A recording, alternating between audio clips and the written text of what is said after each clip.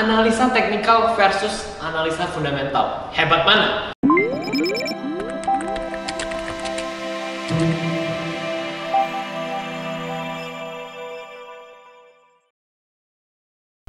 Halo semua, kembali lagi di YouTube channel gua, Reynaldo Virgilius. Bantuin pemula dari 0 ke 1 di investasi saham menggunakan value investing. Let's check this out.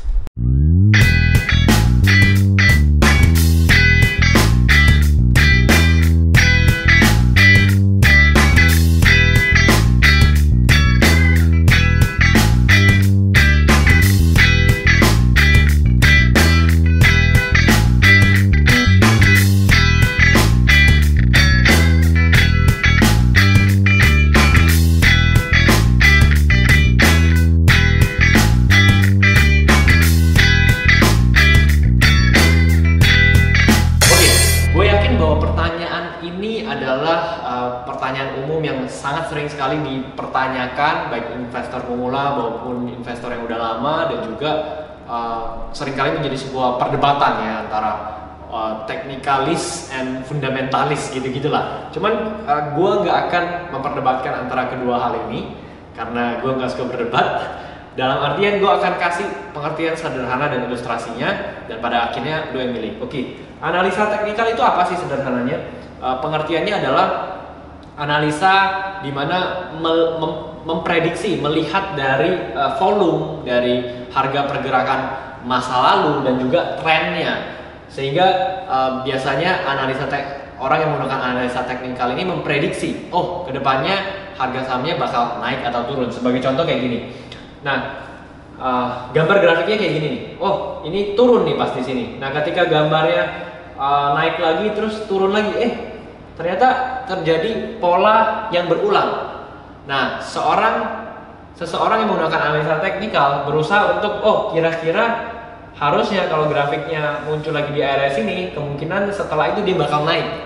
Nah, itu yang dilakukan oleh analisa teknikal. Padahal sebenarnya sih ketika terjadi pola seperti ini bisa aja nggak naik, malah turun. Itu bisa aja terjadi di grafik. Jadi nggak ada hal yang pasti sebenarnya. Kemudian seseorang menggunakan analisa teknikal biasanya mereka mendapat sebutan trader ya, atau sebenarnya kan diambil dari kata trade ya, jual beli. Nah, gue ambil satu ilustrasi contohnya. Seorang trader ini tadi yang menggunakan analisa teknikal, contohnya dia melihat ada wortel nih di pasar, harganya 10.000 per kilo. Kemudian dia beli wortel ini. Apa yang dilakukan? Dia jual nih di supermarket dengan harga 10.500. Nah, ketika dia jual 10.500, dia hanya mengharapkan ya udah untung 5% dari 10.500 maksudnya dia beli di 10.000, kemudian dia jual di 10.500. Si trader tadi mendapatkan keuntungan 5%. Tapi hal yang perlu diperhatikan adalah bisa juga terjadi ketika trader tadi beli wortel seharga 10.000, kemudian harganya turun nih 9.500. Maka apa yang dia harus lakukan? Dia harus melakukan namanya cut loss ya, cut loss atau bahasa umumnya jual rugi ya, 5% juga. Karena dia tadi beli di 10.000, tiba-tiba harga wortelnya turun nih 9.500. Dia nggak bisa simpen wortelnya lama-lama ya, dia harus jual. Jadi dia merealisasikan kerugian 5%. Supaya apa? Trader tadi dia harus amanin modalnya. Kenapa? Biar trader tadi bisa beli sayuran lain ya. Maksudnya kalau di saham, trader itu kan dia beli dan jual saham itu secara jangka pendek. Jadi dia nggak bisa kalau misalnya udah turun nih 5%, 7%, dia tetap mempertahankan saham itu, nggak bisa. Dia harus cut loss. Dia harus jual rugi supaya dia bisa beli saham lain mungkin. Nah, fokusnya untuk trader ini adalah short term atau jangka pendek ya. Yang penting dia untung 3%, 5%, kebanyakan seperti itu, ya udah dia jual. Habis itu ganti lagi saham yang lain. Tapi ingat, dengan melakukan semakin sering kita transaksi, bisa jadi kita nggak cuman mendapatkan keuntungan 3-5%, tapi kita juga bisa rugi 3-5%. Belum lagi seringkali banyak orang nggak memperhitungkan fee transaksi ya, beli dan jualnya, beli dan jual, beli dan jual. Bahkan Warren Buffett bilang kalau kita kebanyakan fee beli adalah 0,15 dan fee jual 0,25%, itu udah 0,4%. Kalau dalam setahun kita 100 kali trading, artinya jual beli seperti itu, 0,4 kali 100 kali itu udah 40% per tahun. Nah, apakah lu bisa menghasilkan keuntungan lebih dari 40%? Nah, itu nggak tahu. Lu sendiri yang bisa jawab.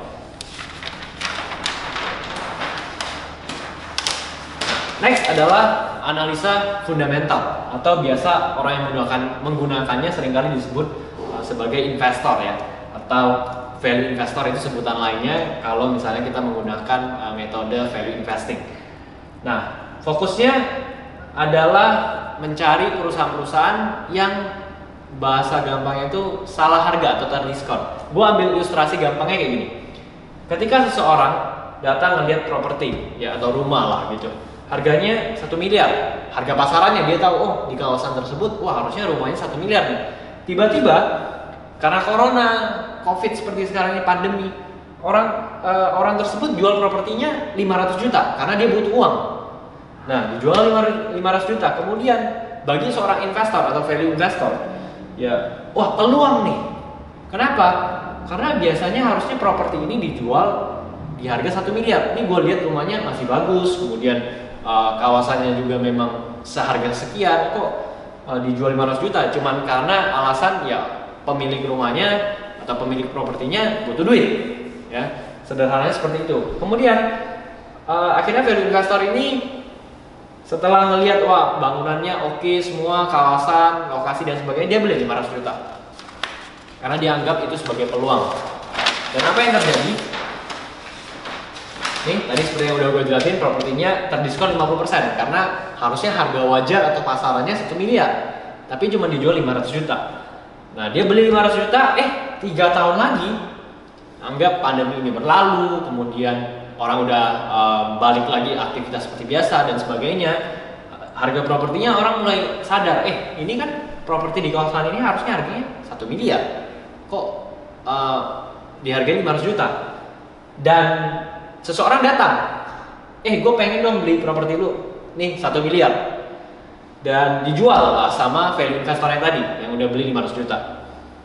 Dan apa yang terjadi ketika kita jual 1 miliar, kita untung 100% ya, karena kita beli 500 juta, kita jual 1 miliar, kita untung 100% dalam 3 tahun let's say.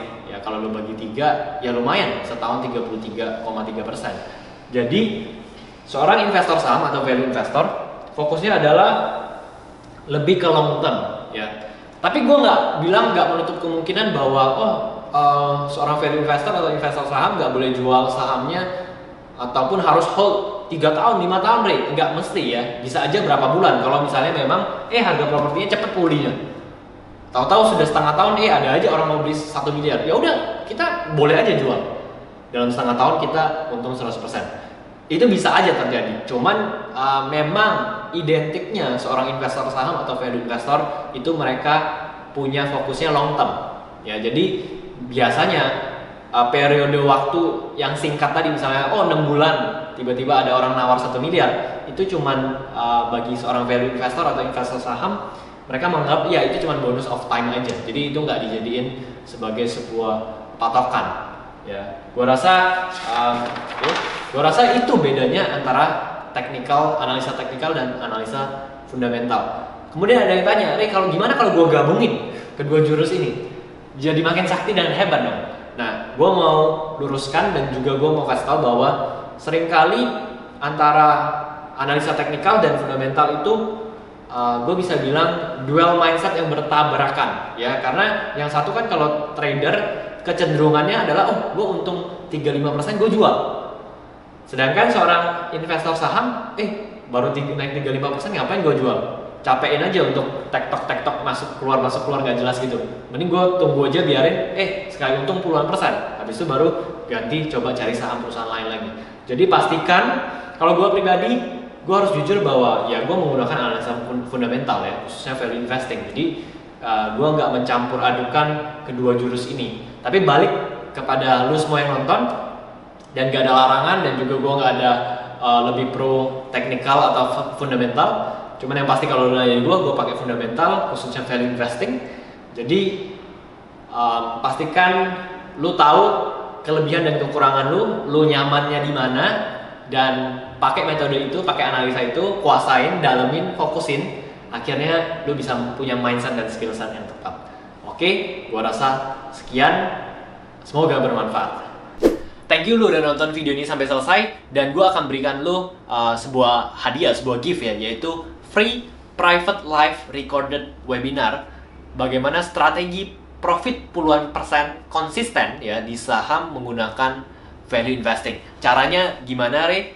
Lu tinggal baca caption di bawah ini, di situ ada detailing lengkapnya. Kemudian juga gift yang kedua adalah gue ada tulis free private ebook Stop Bingung Start Invest Saham Yuk, dimana di situ gue bahas step by step yang teman-teman perlu lakukan khususnya sebagai investor pemula. Lu cukup donasi minimal Rp10.000 untuk membantu teman-teman kita, saudara kita yang terkena dampak daripada pandemi COVID-19 ini. Detailnya juga ada di caption, jadi gue juga ada masukin detail donasi prosesnya di highlight Instagram gue. Judulnya donasi proses, semuanya ada di caption. Jadi pastikan lu baca caption sampai selesai dan dapatkan 2 free gift yang gue akan berikan kepada teman-teman semua. Oke, gue rasa itu aja. Semoga bermanfaat, and it's time to become a value investor.